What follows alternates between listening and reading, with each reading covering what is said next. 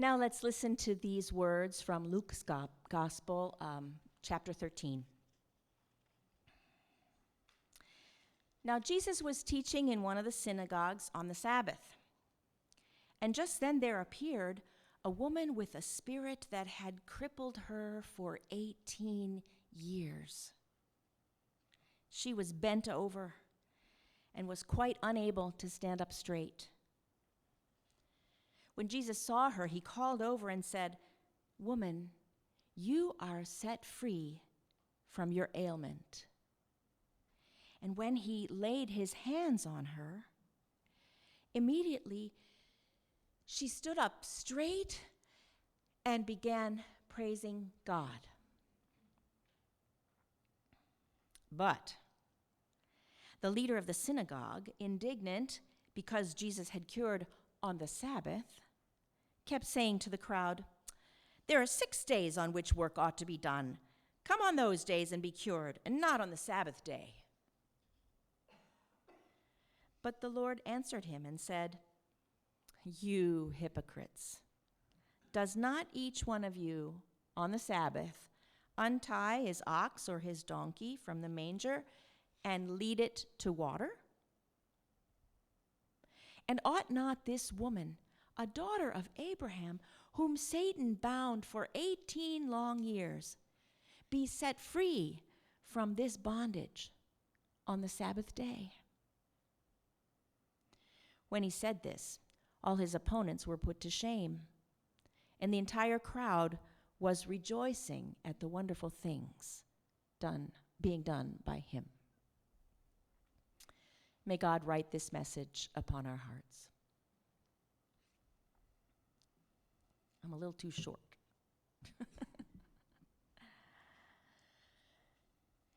In some ways, this story from Luke, and there are different versions of it in different Gospels, is really not that surprising. It's just what we would expect from Jesus the healer, right?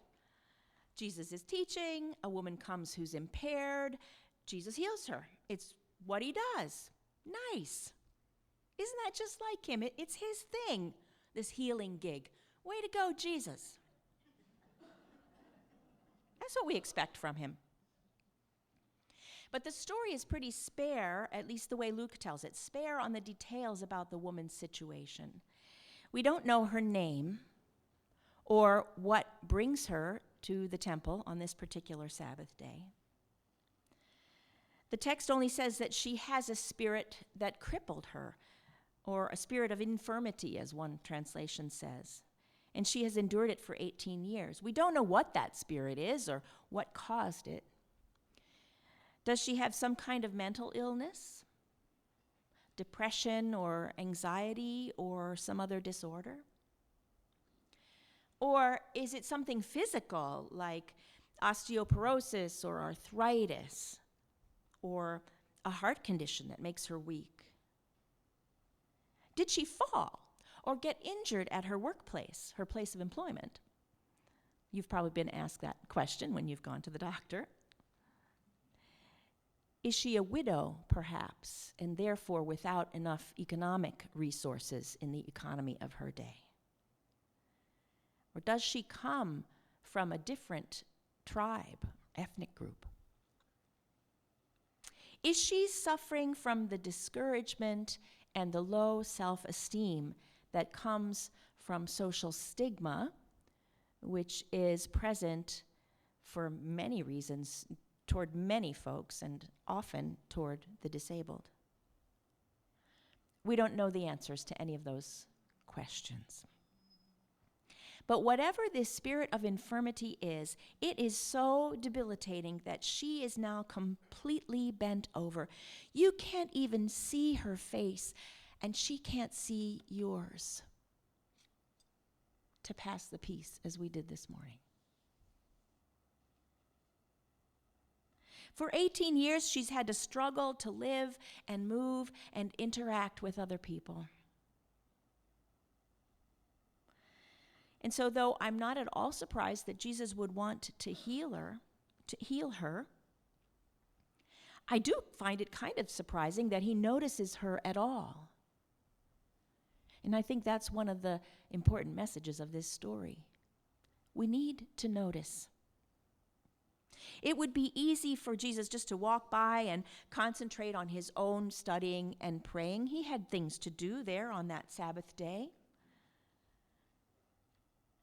That happens all the time in faith communities. I know, I'm guilty of that. We have our own rhythms and our own needs and our own sense of propriety and our own watches telling us that it's time to start the service. People who don't quite fit into our plans and schedules are often just ignored, and sometimes they are openly shunned. But that's not what Jesus does. He goes to the woman and touches her and says, "You are set free from your illness." She didn't have to beg him for mercy or tug at his cloak. She didn't have to make any special confessions of faith or promises of better behavior. She didn't have to check in online or show her insurance card or make a co-payment. None of that. Jesus just saw a need and decided to do something about it. After 18 years, surely it was time for some healing. And so, for the first time in oh so long, the woman stands up. Imagine, it must have been a lot easier to breathe. She could see where she was going.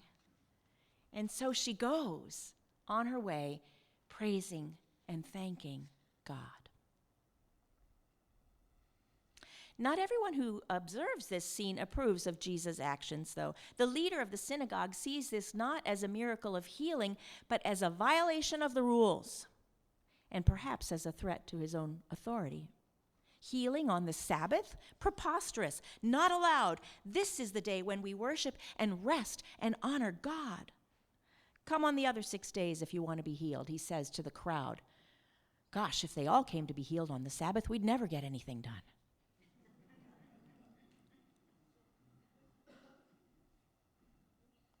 This just isn't the right time. It wouldn't be appropriate. It goes against our tradition.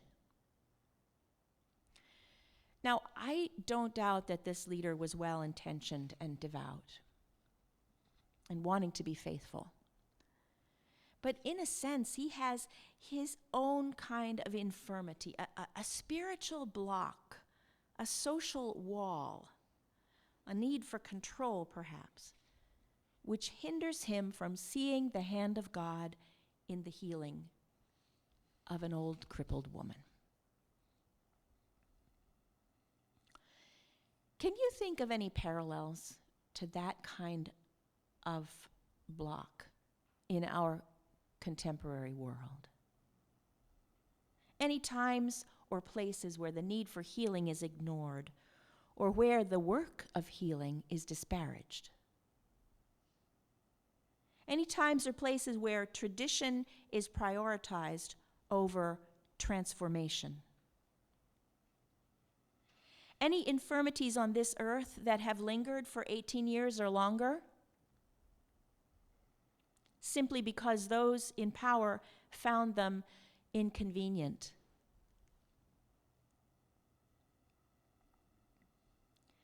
Jesus has no such hesitation about doing things a little differently. He knows that this is precisely the right time, past time, to heal this woman and to help her stand up tall and be included as a child of God.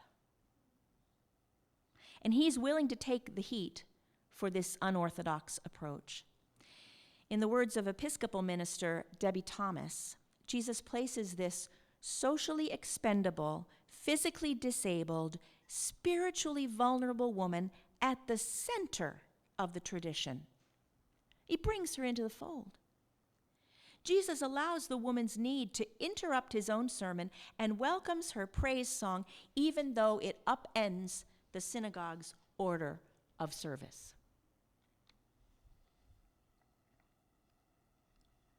It's interesting to me that this gospel story is paired in the lectionary with the story of Jeremiah's call to be a prophet today. I'm not sure how that came about in the thinking of the lectionary builders. In contrast with Jesus' confident willingness to take action and call out hypocrisy, Jeremiah has some trepidation about accepting God's call to speak and act prophetically. Stand up against injustice? Yikes. Confront the leaders of the nations? Oh my God. He's not at all sure about taking on this task. I'm just a boy, he says. Why me?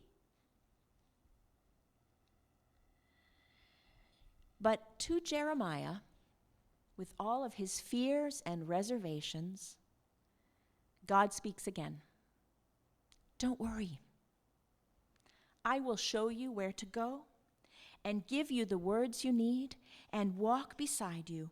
You will pluck up and tear down and destroy and overthrow, and then you will build new things and plant new seeds.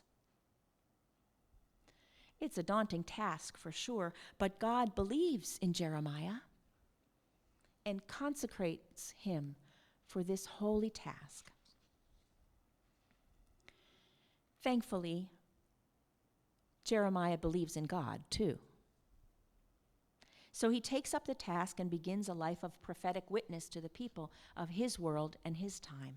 Even though he starts out young, even though he can't always think of what to say, even though he doesn't feel adequate, even though he knows that he will face critique and contempt and danger, he does what God asks because he believes in God's message and because he trusts in God, not himself, in God, to provide what is needed.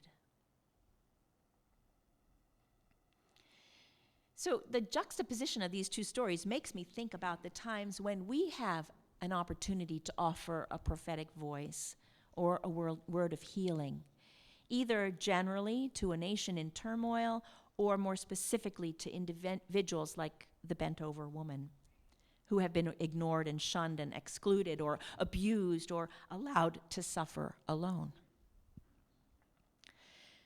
Because God knows there is plenty of need for healing and transformation in the year 2022. Where is the prophetic voice today? What sort of healing might be needed now from those who walk in the tradition of Jeremiah and of Jesus? How might the people of Mountain Rise participate in the unbending of this hurting world? Sometimes I wonder, in my walk of faith, that I'm more like the leader of the synagogue than like Jesus, deeply committed to tradition, invested in honoring the Sabbath, a lover of sacred music, trying to interpret God's law and to nurture the community of God's people, but often too distracted to notice and attend to folks who've been left out, and too self-interested to put myself out there in a place of danger, and sometimes too set in my ways to think of new approaches. Besides, I am not at all comfortable with the title of prophet. When I was ordained and installed, I was installed as a pastor and a teacher. Prophet wasn't there anywhere. Doesn't it seem a little audacious to say, I will offer a prophetic word? I have known too many people who have claimed to be prophets who were really not on the side of God, the God of love and justice. And I am not at all sure that I want to be associated with that crowd. Besides, what if I did take on the mantle of prophet in some way? What then? Where would I start? What if I got the message wrong? What if I inadvertently alienated someone, pushed them away, so that they abandoned the path? That's terrifying to me. I got to say, I resonate with Jeremiah when he says, I'm just a boy. I'm not as young as I once was, but I'm still learning. If I were in Jeremiah's shoes, I could certainly come up with all sorts of reasons not to accept the job of prophet. I don't know what to say, No one's listening anyway. It's too dangerous. I'm too scared. I'm too busy. It's just not a good time right now.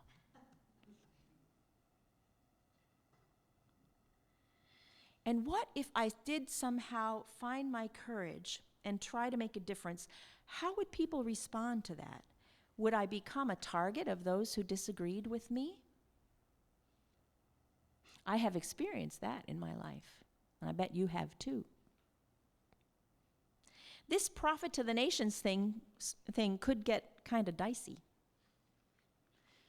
We all know what happened to Jesus. And Jeremiah's life certainly wasn't problem-free either. During his lifetime, the kingdom of Judah was overthrown, Jerusalem was destroyed by the Babylonians, and his people were mostly sent into exile. The book of Jeremiah goes back and forth between his fiery social critique and his pitiful prayers to God for mercy.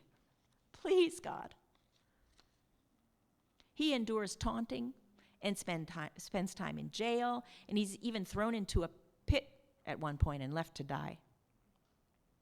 He never does make it back to Jerusalem, but ends his days exiled in Egypt. It certainly would have been easier for Jeremiah to just go along and get along than to try to be God's spokesperson and confront the sins of his people. And yet, that story of Jesus and the bent-over woman pulls at me, drawing me in with its hope and its power. The woman had already waited for 18 years for healing. How much longer should she have to wait?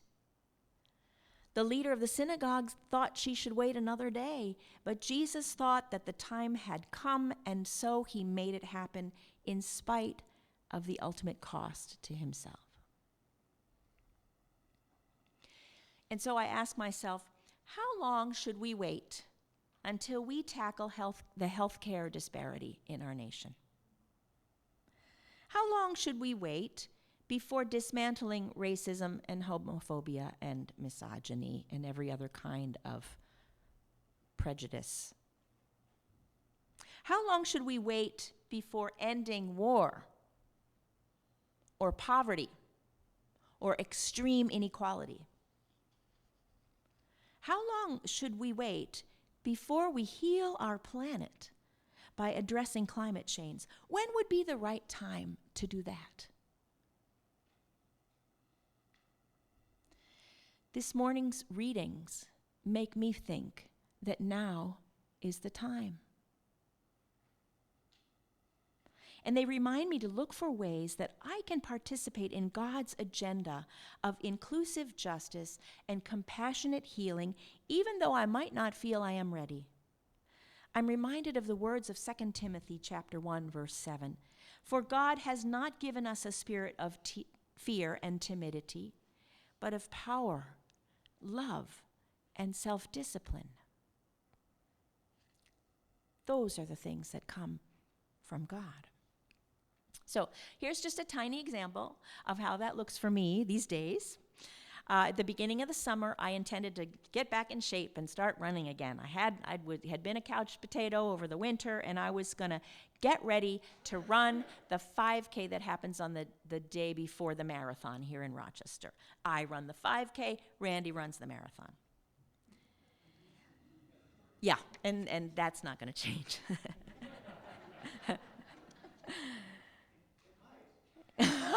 True, yeah. Yeah, if you get too bent over, right? But first we had our VBS, our Vacation Bible School at Henrietta UCC, and that was a lot of work. And then Randy and I went on a trip to Europe, also for work. And then Randy came down with COVID, and then my cousin came to stay with us for a program at Eastman. And then we had my family reunion outside of New York City. And then my brother-in-law came down with COVID, so he came home with me after the reunion so he could isolate with us instead of having to pay a big hotel bill. And pretty soon it was mid-August, and I hadn't done any running at all. Not any. So when I saw that the UCC's global ministries were hosting a virtual 5K race to raise money for climate justice to be administered by our partners around the world, who are the people who are in the places that are most impacted by climate change, I first thought to myself, oh shoot, I guess I can't do that. I didn't train. I'm not in shape. Don't have any sponsors. But then I thought again, this is a chance for me to do some of what I intended to do. No more excuses. Now is the time, even if I can only walk 3.1 miles. The climate isn't getting any better. Now's the time. So I signed up for the race, and I put it on Facebook, and I got a few sponsors, and Tom Prince saw the notice and offered to walk with us and support us in that way, and Tom told Bill Bross about it, and Bill registered too, and he got 23 of his friends to sponsor him, and just like that, we've raised over $300 for our global mission partners who are doing neat projects to cope with the effects of climate change around the world. Prophetic? Maybe not. It's just a drop in the bucket. But it's a start. And we have to start fresh every day. Here's a much bigger example of prophetic witness. Last week, after months of effort, and in spite of an increasingly bitter partisan divide, our government enacted the Inflation Reduction Act, a bill that would seek to address issues of health care, climate change, and taxation, all wrapped up into one. So there were folks immediately who called the bill outrageous, a waste of time and money and effort, an example of big government run amok, an attempt to seize power, and an affront to our democracy. And yet, to me, this bill feels like a miracle, because it is focused on bringing healing and hope to our hurting world and to its most vulnerable people. I'm very sure that the bill is not perfect. No legislation is. But I am grateful for those prophetic voices that have prioritized the healing of our planet and its people over and above the vested interests of the most powerful and the wealthiest people among us. At the same time, a more sinister voice was speaking out in our nation with the opposite message, a message of hatred and violence and oppression. That voice is shouting loud and clear in the Reawaken America tour, which made a stop in our own backyard. They wanted to do it in Rochester. They moved to Batavia, and folks, that's not very far away. Last Friday and Saturday. The leaders of this movement claim to speak in the name of Jesus.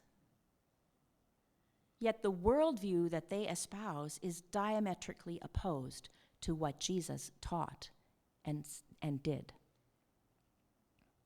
I listened to this week to some footage of the speakers on this tour, and folks, it is chilling. Their ideology is sometimes called Christian nationalism because its members see themselves as Christians. They are not at all afraid to claim that their vision is God's vision and to call their message prophetic. But to my mind, if it is nationalism, then it is not Christian. Because nationalism places the authority of the state above the compassion of Christ. And so I share with you these challenging words, again from Episcopal Minister Debbie Thomas. She says, Jesus laid his hands on the woman, and immediately she stood up straight. What would it be like if the Christian church were known for this? For restoring stature, dignity, community, and honor to people crippled in all the terrible ways the world cripples them. Does our version of holiness lead us to hospitality, to inclusion, to freedom for ourselves and for others? Does it cause our hearts to open wide with compassion? Does it lead the broken to feel loved and welcomed at God's table?